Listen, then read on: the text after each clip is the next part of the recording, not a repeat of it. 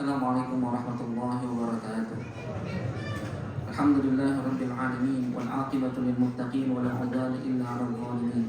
Asyhadu an la ilaha illallah wahdahu la syarika lahu rabbul alamin wa qayyumus samawati wal ardin wa asyhadu anna Muhammadan 'abduhu wa rasuluhu al-mab'uts bil kitabil mubin al-fariq bainal huda wad dhalal wasyakk wal yaqin. Wassalatu wassalamu ala habibina wa syafi'ina wa maulana Muhammadin sayyidil mursalin imamil muhtadin wa qa'idil mujahidin وعلى آله وأصحابه وأنصاره وجنوده ومن تبعهم بإحسان إلى يوم الدين. ويا أيها الحاضرون أوصيكم ونفسي بتقوى الله فقد فاز المتقون. اتقوا الله حق تقاته ولا تموتن إلا وأنتم مسلمون.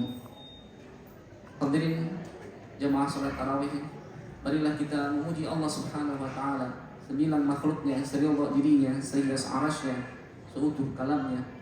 Dialah Allah yang maha pengasih, yang tak pernah pilih kasih, maha penyayang, tak berbatas, tak berbilang. Dialah Allah Raja di hari penghakiman, saat kelak kaki dan tangan kita bersaksi, tak bisa diolak, tak bisa didusta. Hanya kepada Allah jualah kita persembahkan ibadah terbaik kita, ketundukan yang sempurna, kecintaan yang sempurna. Dan hanya kepada Allah jualah kita mohonkan pertolongan di tiap sempit, di tiap perih, di tiap gelapnya kehidupan yang sedang kita jalani. Agar Allah Subhanahu wa ta'ala senantiasa menggamit hati kita dalam hidayah, membimbing kita ke jalan lurus yang diridhoinya. Salawat dan salam mudah-mudahan terlimpah curah kepada Nabi Muhammad sallallahu alaihi wasallam, pada keluarganya yang mulia, para sahabat yang setia hingga para pengikut sampai akhir zaman, dan mudah-mudahan termasuk kita di dalamnya. Hadirin rahimakumullah, Imam Az-Zahabi dalam Syiar Alam An-Nubala menceritakan kisah tentang Imam Malik, pengarang kitab Al-Muwatta, pendiri salah satu mazhab. Imam Malik dan seorang pemuda yang bernama Yahya Al-Laythi, yang kelak Yahya Al-Laythi ini diberikan sebutan oleh Imam Malik sebagai Al-Aqilu Andalusia. Jadi beliau, anak muda ini, berasal dari Andalusia, Spanyol, daratan Eropa. Kemudian belajar, mengalami perjalanan yang cukup panjang untuk belajar langsung kepada Imam Malik. Dalam satu kesempatan ketika mereka sedang belajar di Madinah ketika itu, ada rombongan kafilah datang, dan kafilah itu membawa seekor gajah. Dahulu kala binatang ini sesuatu yang langka bagi dilihat, jadi orang cenderung ingin mengetahui seperti apa bentuknya. Maka ketika rombongan musafir yang membawa gajah itu lewat ke majelis Imam Malik, mereka yang sedang belajar, mobil khusus anak-anak, para pemuda itu, ketika dibicarakan ada seekor gajah di luar, serta mereka langsung bubar. Sebagian besar berlari, kemudian melihat gajah itu sendiri. Hampir seluruhnya, kecuali pemuda ini, Yahya Al-Laythi. Maka Imam Malik kemudian bertanya, kenapa engkau tidak ikut keluar bersama anak-anak yang lain? Kemudian jawaban inilah yang kemudian membuat Imam Malik memberikan gelar Al-Aqilu Al-Andalusia. Kata Yahya Al-Laythi, bukan untuk itu saya datang ke sini, bukan untuk melihat gajah saya jauh-jauh datang dari Andalusia, datang ke Madinah belajar ke Imam Malik, bukan untuk itu, untuk melihat gajah, bukan untuk itu. Saya datang ke sini untuk berkhidmat, belajar, mengambil mata air kemuliaan ilmuwan dari engkau wahai Imam. Hadirin rahimakumullah, kita bisa mengambil ibrah betapa tujuan yang sudah ditetapkan oleh Yahya Al-Laythi tidak tergoyahkan dengan gangguan-gangguan yang ketika itu disebut gajah, gangguan gajah. Dan kalau kita merenungkan tentang kondisi kehidupan yang sedang kita jalani, betapa banyaknya gajah-gajah yang kemudian melenakan kita dari tujuan yang sebenarnya. Karena itu dibutuhkan saling menasehati satu dengan yang lainnya. Bagaimana amanah surah Al-Asr, wa tawassaw bil haqq wa tawassaw bis sabr. Saling menasehati dalam kebaikan, dalam kesabaran, kebenaran, saling menasehati satu dengan yang lainnya. Dan kalimatnya wa tawassaw, saling, dua orang saling berkomunikasi, saling mengingatkan satu dengan yang lainnya. Kalau satu arah, harusnya kalimatnya wa yusi bil haqq. Tapi ini Allah mengingatkan kita untuk saling mengingatkan. Karena sejatinya yang sedang berbicara tidak lebih mulia dibanding yang sedang duduk mendengarkan. Hadirin sidang Jumat, hadirin rahimakumullah. Ibnu Taimiyah dalam majmu fatwanya, Sufyan bin Uyainah mengatakan, masyhur di kalangan kami satu orang ketika berjumpa dengan orang yang lainnya, mereka senantiasa menasihati dengan 3 hal ini. Yang pertama, man aslaha sariratahu aslahallahu alaniyatahu. Siapa yang bersungguh-sungguh menjaga kebeningan hatinya, kebersihan batinnya, Allah akan indahkan tampilan lahirnya. Tidak semerta-merta kemudian di makeover menjadi tampilan yang lebih cantik dari sebelumnya, tidak seperti itu. Tapi Allah Subhanahu wa taala jadikan orang-orang sekelilingnya nyaman untuk berinteraksi dengannya. Dia seperti magnet yang kemudian orang-orang mengelilinginya untuk mengambil nilai manfaat dari keberadaannya. Hadirnya dirindukan, melihat wajahnya mengingatkan kepada Allah, ucapannya senantiasa membuat orang teringat dan termotivasi untuk melakukan ibadah. Man aslaha sariratahu aslahallahu alaniyatahu. Yang kedua, man aslaha ma bainallah, man aslaha ma bainahu wa bainallah, aslahallahu ma bainahu wa bainan nas. Sesiapa yang berusaha memperbaiki hubungannya dengan Allah Subhanahu wa taala, dia jaga hubungannya dengan Allah Subhanahu wa taala lewat aktivitas ibadah-ibadah, aslahallahu ma bainahu wa bainan nas, maka Allah akan perbaiki hubungannya dengan sesamanya. Maka kalau hubungan kita dengan orang-orang terdekat mulai renggang, dengan pasangan kita, dengan anak-anak kita, dengan tetangga-tetangga kita misalnya, salam sapa terasa hambar, nasihat terasa seakan memojokkan, maka yang perlu kita evaluasi terlebih dahulu adalah bagaimana hubungan kita dengan Allah Subhanahu wa taala.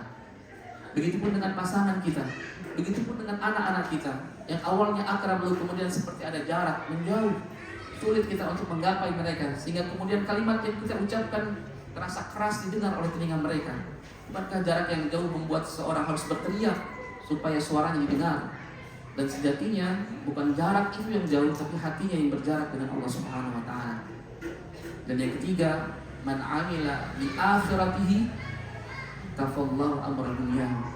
Sesiapa yang bersungguh-sungguh mengorientasikan, meniatkan ambisi terbesar dalam kehidupannya adalah untuk kampung akhirat, beramal untuk kampung akhirat, maka Allah akan selesaikan urusan-urusan dunianya.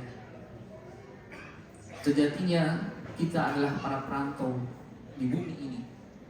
Sebagaimana Nabi SAW pernah menasihati Ibnu Abbas, jadilah engkau di dunia ka'annaka gharibun, seperti orang asing.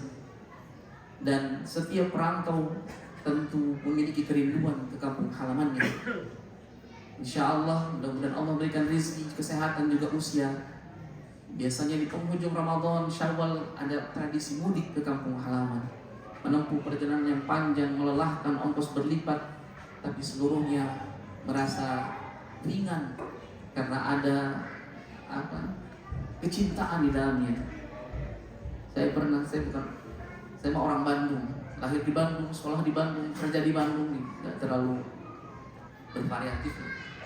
Istri orang Ciamis, rekor mudik itu tahun 2018, 23,5 jam, macetnya mulai dari Nagreg, macet terus. Tapi tahun depan tetap saja mudik, tidak trauma. Kenapa? Karena seakan-akan hatinya sudah ada di kampung halamannya, berjumpa dengan orang-orang tercinta. Dan betapa maha baiknya Allah Subhanahu wa taala.